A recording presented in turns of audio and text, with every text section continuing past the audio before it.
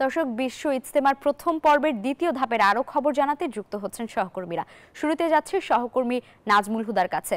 নাজমুল, ইজতেমার এখন কি আনুষ্ঠানিকতা চলছে জানাবেন, আর প্রথম পর্বের দ্বিতীয় ধাপে মুসল্লিদের উপস্থিতি কেমন দেখছেন?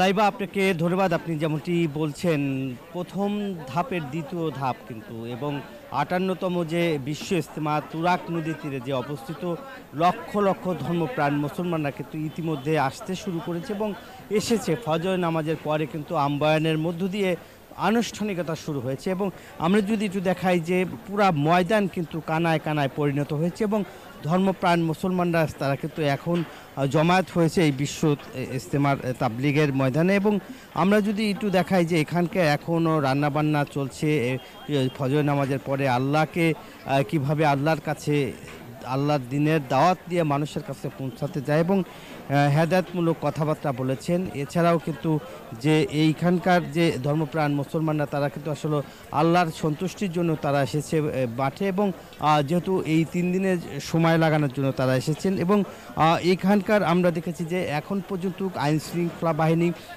ঠিক ৭,০০০ আইন শৃঙ্খলা বাহিনী ৫ স্তরের নিরাপত্তার চাদরে ঢেকে দেওয়া হয়েছে এবং ৩৫০ সিসিটিভি বসানো হয়েছে এবং কোনো ধরনের যাতে সহিংসতা এড়াতেই আসলে এই আইন শৃঙ্খলা বাহিনীর যে কার্যক্রম সেটা আসলে করছে। এবং আমরা যদি একটু দেখাই যে ভিতরের অবস্থা ঠিক কানায় কানায় পরিণত হয়েছে এবং ভিতরের লোকজন কিন্তু আপনি দেখছেন যে তিল ধরনের ঠাঁই নেই এবং ভিতরে পুরা ময়দান জুড়ে কিন্তু তারা এখন রয়েছে এবং আল্লাহর এখন কিন্তু তাস্কিল হচ্ছে এবং যেহেতু তাস্কিলের সময় এখন সেই তাস্কিল তারা নিজেরা তাদের প্রতিটা খিত্তায় খিত্তায় তারা তাস্কিল করছে। সেখান থেকে কিভাবে তারা নামাজ কিভাবে শুদ্ধ করে পড়তে হয় সেই সব বিষয় নিয়ে কিন্তু তারা তাদের যারা সাথী ভাইরা রয়েছে তাদেরকে সেখান থেকে বলে দেওয়া হচ্ছে এবং একই রকমের কিন্তু এখন যেহেতু তারা বয়ান শুরু হয়েছে এবং সেখান থেকে বয়ানের কথা শুনেছে, হেদায়েতের কথা শুনেছে এবং আল্লাহকে কিভাবে পাওয়া যায় আখলাকের কথা বলা হয়েছে।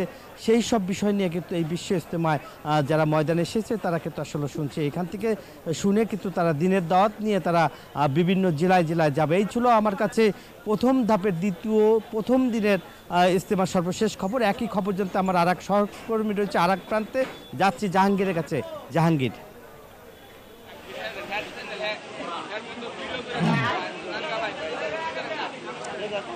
ধন্যবাদ নাজমুল। আপনি আসলে যেমনটি বলছিলেন, গাজীপুরের টুঙ্গী তুরাগ নদীর তীরে বিশ্ব ইজতেমার প্রথম পর্বের দ্বিতীয় ধাপ কিন্তু ৩ তারিখ থেকে ৫ তারিখ পর্যন্ত নির্ধারণ করা হয়েছে। এরই মধ্যে কিন্তু মুসল্লিরা কিন্তু আসতে শুরু করেছে এবং আমি যদি একটু দেখাই যে মুসল্লিরা কিন্তু তাদের নিজ নিজ খিত্তায় কিন্তু অবস্থান করতে শুরু করেছেন এবং সাধারণ মুসল্লি যারা রয়েছে তাদের সাথে কথা হয়েছে। তারা যেমনটি বলছিল যে আল্লাহকে রাজি খুশি করানো এবং হযরত মুহাম্মদ সাল্লাল্লাহু আলাইহি সাল্লামের যে দিক নির্দেশনা রয়েছে, যে সুন্নাহ রয়েছে, সেই সুন্নাহগুলো মেনে চলা এবং সেই শিক্ষা নেওয়ার জন্য কিন্তু এই বিশ্ব ইজতেমায় কিন্তু তারা সমবেত হন এবং তাবলিগ জামাতের যে সুরায়ে নেজামের যে বিশ্ব ইজতেমা, এই বিশ্ব ইজতেমার ২ পর্বে কিন্তু সুরায়ে নেজাম অর্থাৎ যারা রয়েছেন তারা কিন্তু সেই ইতিমধ্যে পৌঁছেছে এবং আইন শৃঙ্খলা বাহিনী যারা রয়েছে তারা কিন্তু তৎপর রয়েছে এবং তারা এই মুসল্লিদের নিরাপত্তা দিতে এবং মুসল্লিদের সকল ধরনের নিরাপত্তা দিতে কিন্তু তারা নিরাপত্তার চাদরে ডেকে রেখেছে। তো এই ছিল গাজীপুরের টুঙ্গী তুরাগ নদ থেকে আমার কাছে সর্বশেষ তথ্য। আমি চলে যাচ্ছি আমার ইজতেমার ময়দানে। আমার সহকর্মী রয়েছে আরেক প্রান্তে, আরিফ।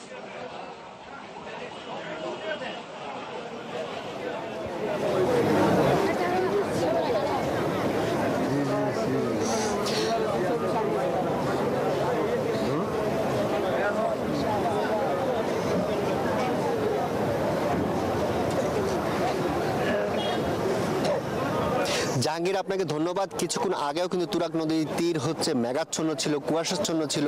এখন সেই কুয়াশা ভেদ করে কিন্তু তুরাগ নদীর তীরে রোদ উঠেছে। আর এই রোদের যেই দৃষ্টি বা আমরা দেখছি যে পুরো ইজতেমা ময়দান কিন্তু এখন খালি চোখেই কিন্তু দেখা যাচ্ছে। আর পুরো ইজতেমার যে তুরাগ নদীর তীর সেটি কিন্তু কানায় কানায় মুসল্লিদের অবস্থানে কিন্তু পূর্ণ।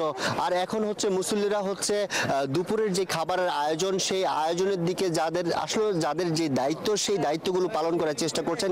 সেই সাথে খিত্তায় হচ্ছে যে মুসল্লিদের তালিম করা হচ্ছে এবং যারা বের হবেন দাওয়াতি কাজের উদ্দেশ্যে, যারা বের হবেন তাদের তালিকা করা হচ্ছে। যারা 40 দিনের জন্য বের হবেন বা 3 দিনের জন্য বের হবেন তাদের তালিকা করা হচ্ছে। সেই সাথে যেই হাদিস এবং কোরআন হাদিসের আলোকে মানুষের জীবন মান বা মানুষের যে কর্মসূচি বা ধর্মীয় যে জ্ঞান বা ধর্মীয় যেই দিক নির্দেশনা পালনের